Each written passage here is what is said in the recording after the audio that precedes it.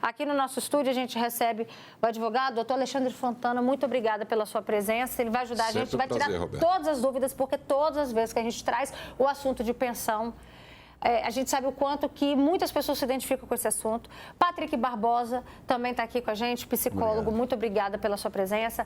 E a Érica. A Érica, foi até difícil a gente conseguir trazê-la aqui no programa, mas obrigada. A gente agradece muito pela sua presença aqui, porque é um assunto de muita importância. E o que você vive e o que você viveu a vida inteira com seu filho é exatamente essa situação que a Luana Piovani trouxe.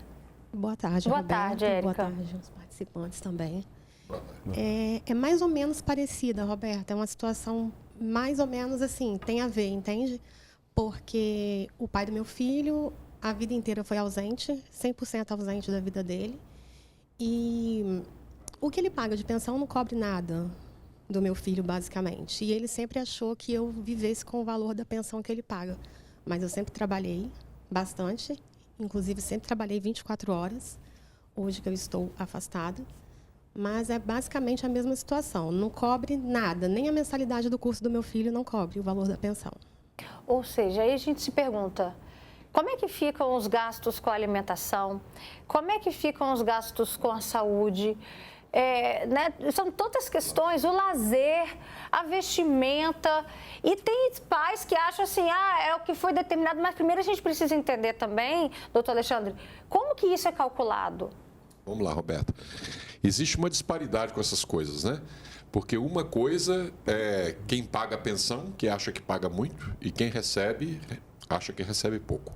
Então, nunca se consegue equalizar isso. Para quem paga é muito, para quem recebe é pouco. A lei dá uma fórmula, e esta fórmula é baseada num trinômio.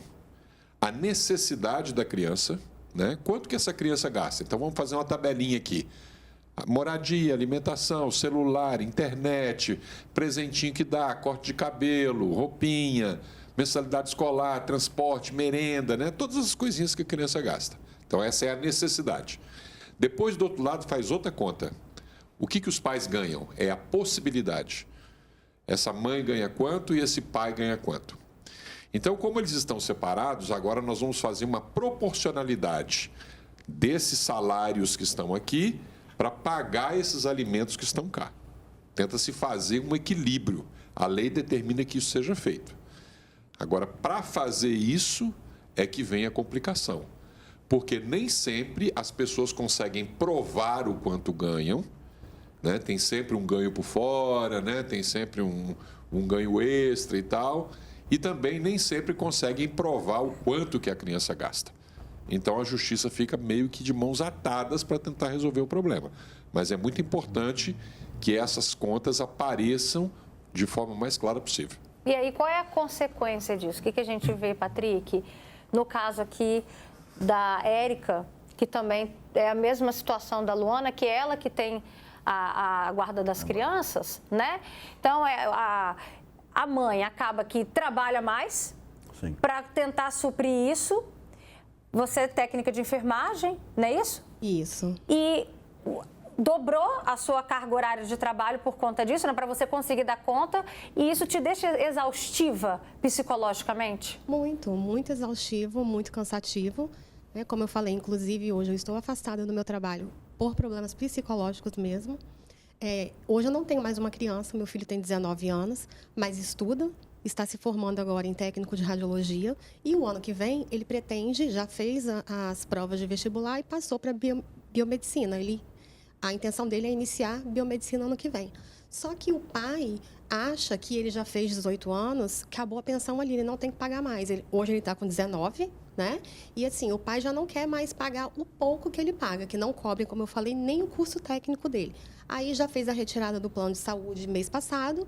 E agora deduzo eu que os próximos meses ele não vai depositar. Inclusive, ele descumpre uma ordem judicial, porque é para ser depositado, descontado em folha, ele paga em mãos desde 2021. Antes do doutor Alexandre falar sobre essa questão de a criança completou 18 anos, como é que funciona isso?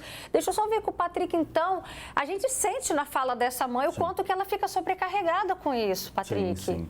E essa ausência do cumprimento da responsabilidade do pai, além de sobrecarregar a mãe para poder suprir essa necessidade, faz com que ela comprometa o tempo de qualidade com o filho, o lazer, né, essa atenção.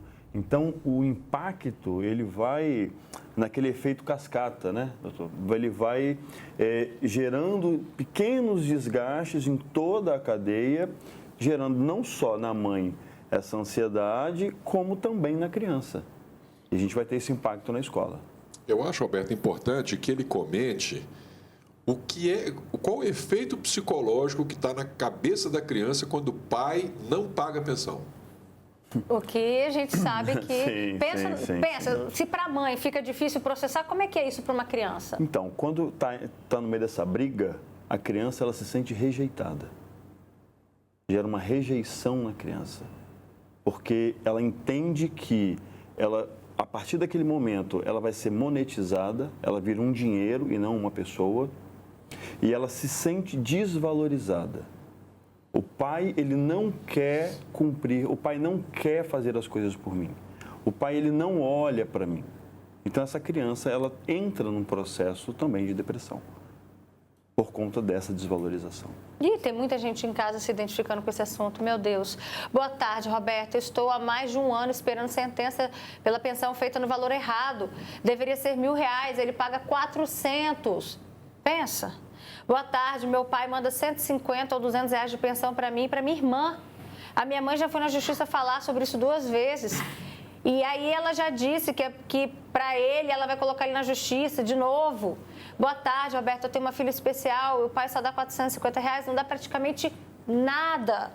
Boa tarde, o pai da minha filha, saiu de casa, não me ajuda com nada, tem 7 meses, eu entrei na justiça contra ele, mas ele está com mandado de prisão, quem vai pagar a pensão, senão ele vai preso. Enfim, olha só como é que as histórias, elas são muito parecidas, doutor Alexandre. Sim. E primeiro vamos responder aqui sobre essa questão do filho dela, completou 18 anos, o que diz a lei em relação a isso? Tecnicamente, aos 18 anos, na maioridade, cessaria a pensão, mas tem uma exceção.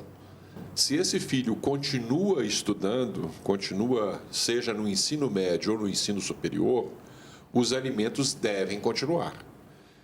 O que não pode é o filho ficar matando aula, ficar reprovando de ano só para ficar recebendo a pensão durante muito mais tempo. Aí ele corre o risco de perder a pensão. Mas se ele está num ciclo normal, né, está indo normalmente, ainda que fique reprovado uma vez e tal, que é normal no circuito, né?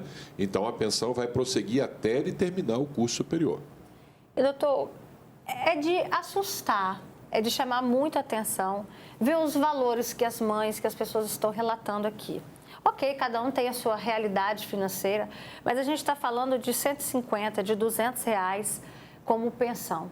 A gente se pergunta, se um casal estivesse junto, se o pai e a mãe estivessem juntos, a gente sabe que nunca seria esse valor para custear os gastos de uma criança. Lógico. Se ele tivesse desempregado, ele está junto, ele vai catar latinha, vai lavar carro, vai cortar grama, vai fazer qualquer coisa, vai fazer um bico para poder botar comida na mesa. Mas depois que separa, ele não quer fazer isso. O maior problema é o seguinte, separa, constitui outra família, e aí agora essa outra família suga os recursos. Então é importante que o indivíduo que está divorciado entenda que se ele vai constituir uma nova família, ele tem que pensar no compromisso que ele já tem. Porque R$400 por mês, por pior que seja a realidade, dá R$103, divide aí 400 por 30, né? Dá quanto? Dá R$13 por dia, e você divide isso por 3 refeições. R$13, dá 4, vamos arredondar para 4. Não compra nem um pãozinho com café, entendeu? Então, o pai também tem que ter consciência de que ele tem que se esforçar para ajudar a complementar isso daí. Érica Luana Piovani diz que se sente uma mãe solo, né? E você, qual é o seu sentimento? O mesmo, mãe solo também, e que sempre lutei muito pelo meu filho, sabe, Roberta? Não me arrependo, porque é um filho excelente, 0 reclamação dele. Muito pelo contrário, só me traz alegria. Eu sempre fiz questão, Roberta, de que ele apenas estudasse, para ele, quando chegar no mercado de trabalho, ter um bom trabalho, ter um bom emprego. O pai dele alega que ele começou a vida dele com 16, 18 anos, mas ele optou por ser pai com 16 anos. O meu filho não. O meu filho é um menino super ajuizado. Se ele tivesse um filho hoje, seria outra situação, mas não, ele se dedica 100% ao estudo dele, para ele ter um bom futuro, entendeu? E o que eu falo para o pai dele é o seguinte, você não tem que querer para o seu filho o que você viveu de ruim, você tem que querer uma outra coisa para o seu filho. E é isso que eu busco para ele, um futuro, um bom emprego, um bom trabalho, e ele vai conseguir, no que depender de mim, ele vai fazer a faculdade dele de biomedicina. O que você precisou fazer? O que você precisou abrir mão da sua vida para que seu filho não desistisse do sonho dele por depender do pai? Olha, Roberta, eu sempre tive que conversar com ele bastante por conta disso, entende? Porque mexe com a cabeça. Hoje ele já está um rapaz, hoje ele já não faz questão também. Mas, no fundo, a gente sabe que o filho sente falta, entende? Além de tudo, tem um abandono afetivo, entendeu? Que foi sempre, ele foi pai enquanto esteve comigo. Após isso, ele deixou de ser pai, entendeu? Então, eu tive que abrir mão, até hoje abro mão de qualquer coisa que eu possa fazer para mim, eu faço para o meu filho. Ele é minha prioridade sempre. Patrick, não tem como a gente falar de pais que não pagam pensão, de pais que acham que é só, ou então que pagam, que acham que é só ir lá depositar, e desassociar dessa palavra, abandono afetivo, porque todas as vezes que a gente tocou nesse assunto, todas as mães que sentaram aqui trouxeram a mesma queixa. Sim. Né? E de que maneira isso pode impactar na vida dessa criança, como o doutor Alexandre falou, e você já trouxe essa questão da rejeição. Mas e aí, se tratando de um jovem, né, que está entrando agora num curso profissionalizante, isso ainda traz marcas na vida dele? Gera uma insegurança, né? Quando a gente fala de mãe solo, dessa questão da ausência emocional, né? Desse pai que não é pai. A gente precisa ter muita atenção quando a gente fala da relação, que é a seguinte: muitos pais estão juntos da esposa, não por conta da criança, mas por conta da esposa. Porque tem algum ganho ali, que o filho foi uma consequência não planejada muitas vezes. Ele não é a peça que vai fazer com que a pessoa assuma a responsabilidade. E a gente tem visto isso, né, várias vezes, não somente por conta da ausência da responsabilidade da pensão, mas também as violências que a gente tem visto cada vez mais frequente na frente das crianças. Então, isso significa que aquelas crianças não são nada para aquela pessoa. E quando a pessoa ela vai crescendo dentro desse cenário, lá na frente você tem uma pessoa, muitas vezes, revoltada, que vai fazer uso, né, de substâncias para poder amenizar o sofrimento da dor. Você tem uma pessoa insegura que vai para o mercado de trabalho e que não vai conseguir se projetar profissionalmente por conta dessas inseguranças e vários outros problemas emocionais.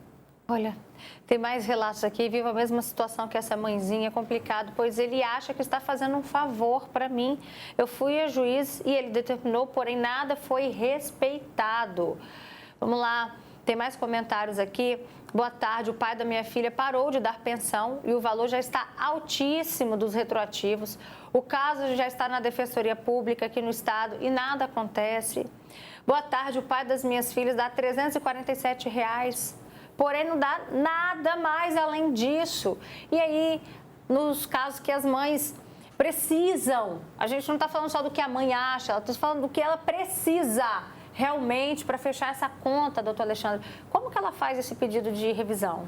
Ela pode fazer o pedido de revisão a qualquer tempo, né? Não importa se já teve a pensão fixada lá atrás ou se ela ainda está em curso e o juiz deu um valor que seja provisório, né?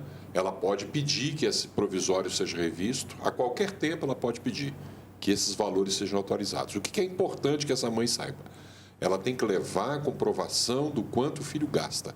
As notinhas do supermercado, a conta de luz, a conta de telefone, a conta de água, ela tem que ter as continhas. A notinha fiscal da roupinha, a notinha fiscal da farmácia, guarda tudo, vai guardando. Tem que ter isso, entendeu? Porque depois, quando pede para revisar, se não tem documentação, fica complicado para o juiz fixar. O juiz fixou, não está cumprindo, outra coisa que as mães têm que perder o medo. Pede a prisão civil do pai. E ficam com medo assim, não vou pedir a prisão porque o pai vai preso, vai causar aquele celeuma. Mas, na verdade, a prisão civil é um meio coercitivo para obrigar o pai a pagar. Porque em mais de 90% dos casos, quando sai o mandado de prisão, ele corre, vai lá e paga. Entendeu? Quantas vezes a gente já viu desabafo de mães que pediram e depois ficaram com o coração na mão? Por quê? Porque o filho pequeno começou a achar, porque minha mãe colocou o meu pai na cadeia. Como que você explica isso para uma criança, Patrick? Sim, na verdade existe uma manipulação, né? Porque aí o pai começa a colocar a criança contra a mãe, dizendo que a mãe está acusando o pai, e aí o papel ele inverte, né? A vítima, que é a mãe, vira o vilão, e a pessoa que está cometendo o ato infracionário, que é o pai, passa a ser a vítima. E a cabeça fica confusa, porque a gente aí tem uma briga entre duas pessoas com uma criança no meio, que não tem nada a ver com essa história. Ela tem o direito a ser assistida, cuidada e protegida. E todo esse direito está sendo alienado. Alienado, obrigado. Estou sendo alienado. Érica, o seu filho não é mais criança. O seu filho já é um adulto. Como que ele lida com isso? Roberto, ele é muito tranquilo, ele é muito na dele. Só que hoje é decisão dele que eu vá em busca, junto com ele, desse direito dele. Porque ele sabe que eu sozinha não tenho condições de pagar R$ 1.200 de faculdade. Ele vê todo o seu esforço. Ele vê tudo. Ele me dá muito valor, graças a Deus. Ele reconhece tudo. Só que ele sabe que eu não tenho condições de pagar R$ 1.200 numa faculdade hoje. E o que ele ganha de pensão é 400 e um pouquinho. Entende? Então, ele fica preocupado. E essa semana passada, a gente, pelo computador mesmo, a gente deu entrada novamente, está aguardando a resposta da Defensoria Pública, porque ele vai continuar estudando. E não é para ter pensão, porque essa pensão que ele tem é pouca, não dá para tanta coisa. Então, ele vai continuar... Não paga nem metade do curso. Não paga. Não paga, né? Fora o que a gente já disse. Nem o técnico. A alimentação, a moradia, o lazer. Roberto, em 2017, eu tinha intenção de ir embora para Portugal com ele. E eu dependia da assinatura do pai liberando. Ele me fez uma proposta. Eu assino para você viajar com ele, mas você vai entrar na justiça e abrir mão da pensão. Pode isso, doutor Alexandre Fontana? Não, isso é moeda de troca, isso é alienação parental, entendeu? Isso é gravíssimo, isso não pode, não. E ele ainda, Roberta, ele fala que ele não é obrigado a nada. Eu falei para ele, vai lá na frente do juiz e fala que você não é obrigado a nada, entendeu? Ele queria fazer isso, que eu tirasse... Eu falei, como que eu vou abrir mão de algo que não é meu, é do meu filho? A pensão não é minha, é dele, é direito dele. Para onde ele for, ele vai continuar sendo seu filho. Como que eu vou abrir mão de uma coisa que não é minha, é dele? E aí, acabou que não deu para dar continuidade, porque logo veio a pandemia, então acabou que ficou tudo para lá. A gente acabou deixando para lá. Mas hoje a situação é essa. Ele acha que ele não tem mais obrigação pela idade do meu filho. A mãe sofre, né? A mãe sofre. Érica, obrigada pela sua presença aqui com a gente. Roberto. Que vocês consigam entrar, né, ter uma conciliação, pensando aí principalmente, né, no bem-estar do seu filho, que ele merece, para iniciar com tranquilidade a vida profissional dele. Obrigada, agradeço, viu? Roberto. Obrigada, doutor Alexandre. As ordens, Roberto. Uma última consideração. Que os pais pensem o seguinte, que filho é filho para sempre. Exatamente. Obrigada também, Patrick Barbosa. Um abraço, viu, gente? Uma boa semana.